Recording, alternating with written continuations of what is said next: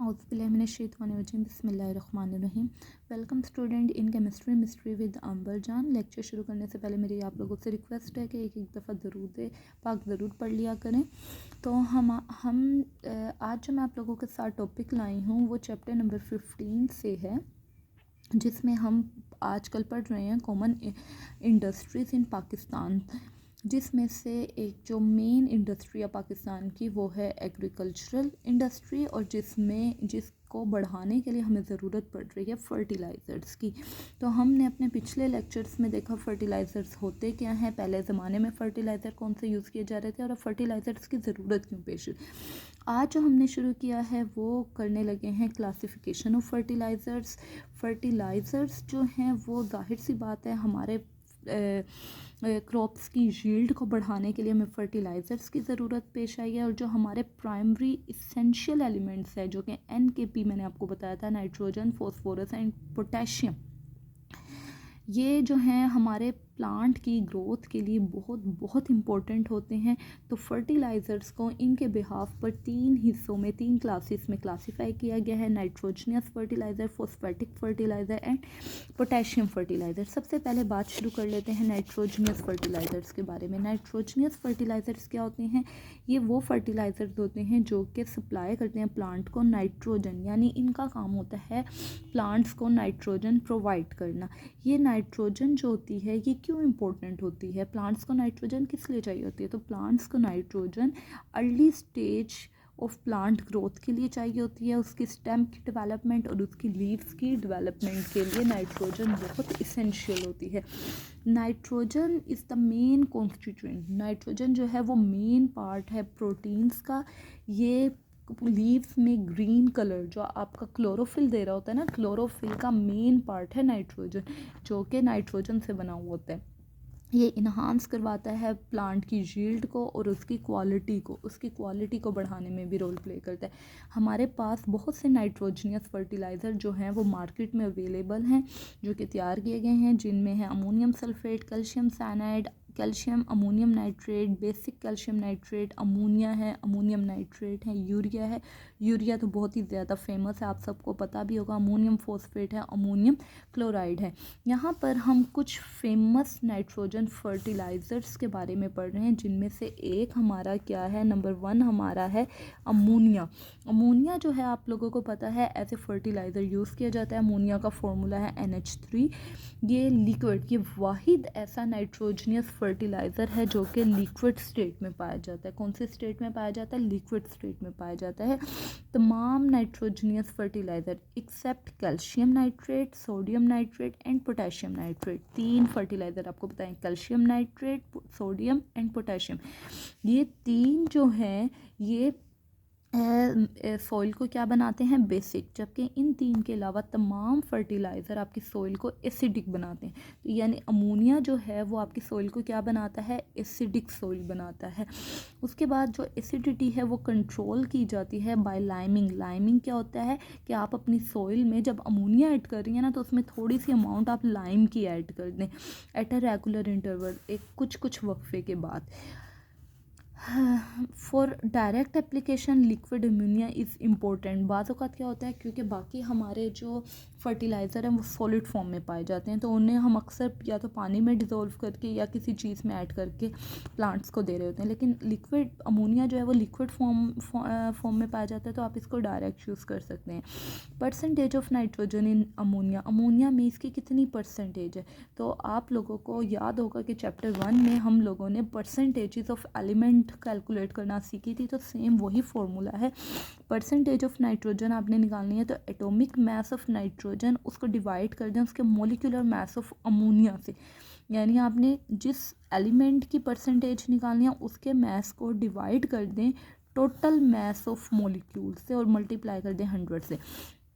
तो यहाँ पर इस कंपाउंड में नाइट्रोजन के आपको कितने मॉलिक्यूल नज़र आ रहे हैं? सिर्फ एक मॉलिक्यूल है, तो 1 लिख देंगे एटॉमिक मास ऑफ नाइट्रोजन। और पूरे अब मॉलिक्यूल की बात करें तो इसमें क्या क्या एलिमेंट है? एक नाइट्रोजन है और एक हाइड्रोजन है। नाइट्रोजन कितना है? 1, तो 1 एटॉमिक मास ऑफ नाइट्रोजन, और 3 हाइड्रोजन किसके हैं? एटॉमिक मास ऑफ हाइड्रोजन के, मल्टीप्लाई बाय 100। यहाँ पर मैंने डायरेक्ट ही मॉलिक्यूलर मास निकाल लिया है अमोनिया का।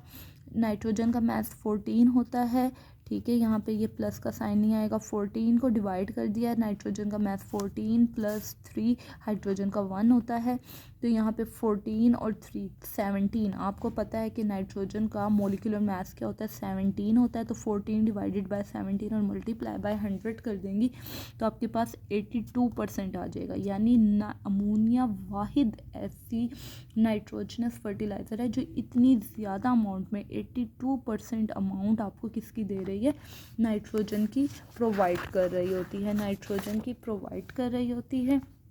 अब आप इसको अप्लाई कैसे कर सकते हैं,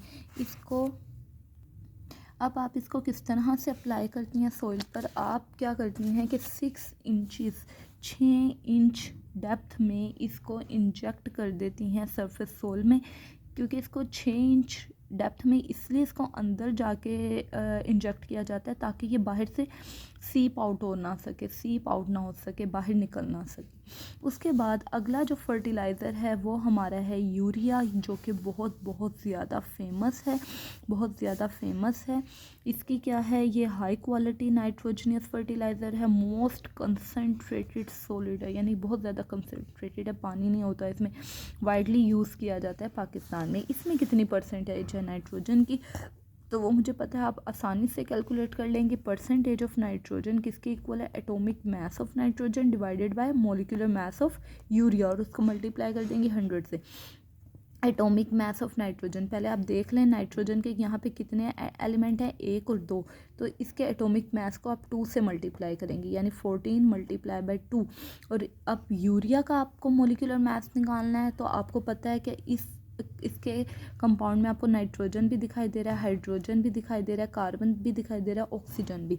तो आपने atomic mass of oxygen plus atomic mass of nitrogen plus atomic mass of carbon plus atomic mass of hydrogen, अब जितने इनके नंबर ऑफ एलिमेंट हैं उनसे मल्टीप्लाई भी इनके एटॉमिक मासेस को करना है। जैसे नाइट्रोजन के 2 हैं तो नाइट्रोजन को हमने मल्टीप्लाई कर दिया 2 से, ऑक्सीजन का सिर्फ 1 है तो मल्टीप्लाई करेंगे 1 से, कार्बन भी 1 है तो मल्टीप्लाई होगा 1 से, हाइड्रोजन आप देख रही हैं 2 और 2 4 हैं तो ये मल्टीप्लाई होगा 4 से, और मल्टीप्लाई कर देना है 100 से।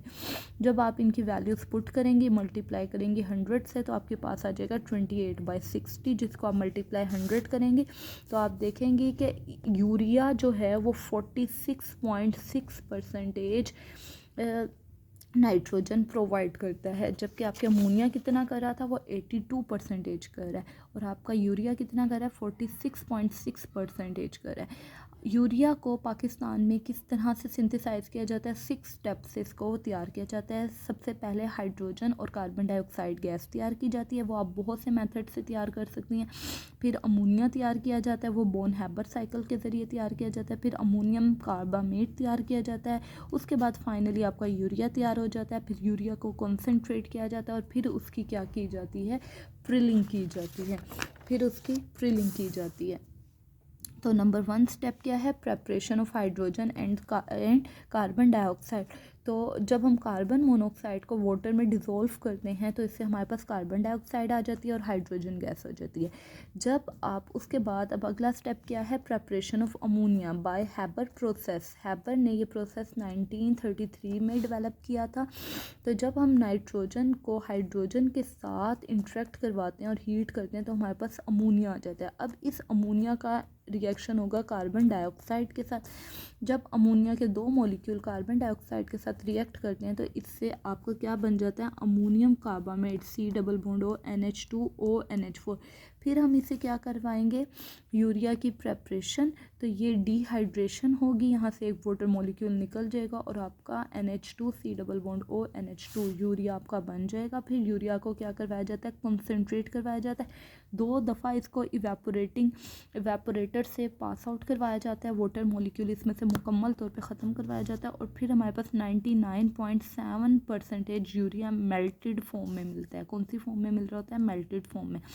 फिर इसको पंप किया जाता है टावर में, वहाँ पर इसको ड्राई किया जाता है और ड्राई करने के बाद इसकी प्रिलिंग की जाती है। प्रिलिंग के बाद इसके दानेदार शक्ल में ले आया जाता है और इसको बैग्स में डाल के स्टोर कर दिया जाता है। तो यहाँ पर मैंने इसकी फ़्लो शीट भी शेयर की है, क्योंकि अक्सर यूरिया की या तो सिंथेसिस आ जाती है कि यूरिया की प्रेपरेशन करके दिखाएं, या फिर इसकी शॉर्ट क्वेश्चन में फ़्लो शीट आ जाती है कि इसकी फ़्लो शीट बताएं।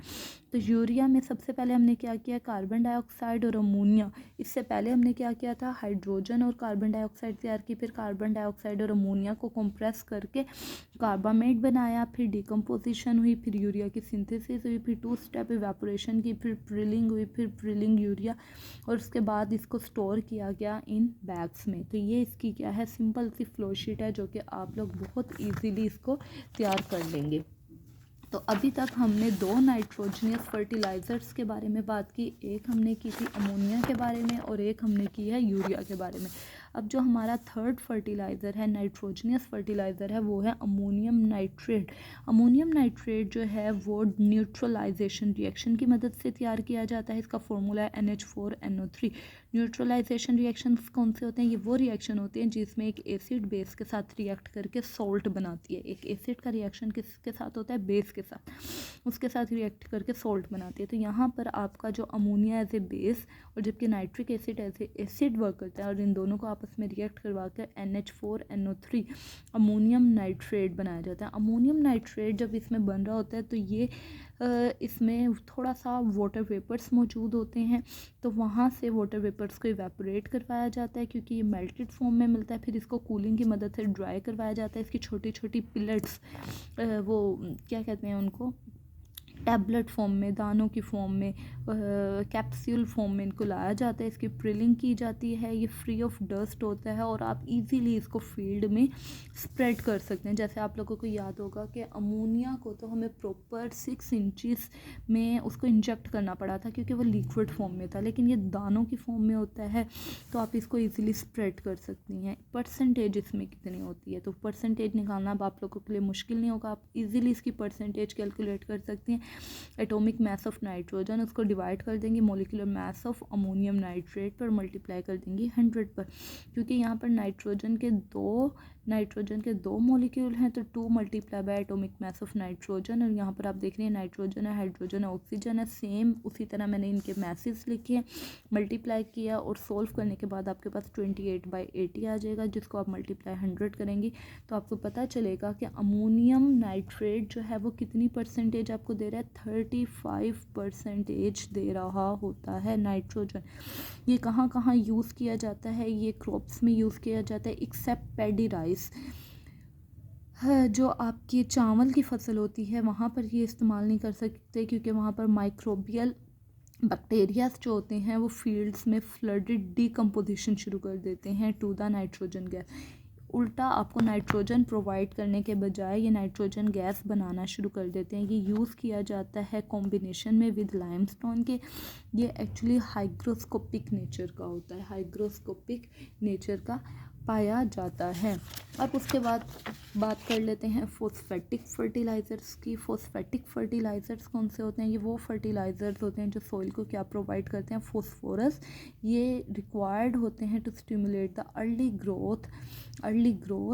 ग्रोथ के लिए, to accelerate the fruit and seed formation process में ये बहुत रोल प्ले करते हैं।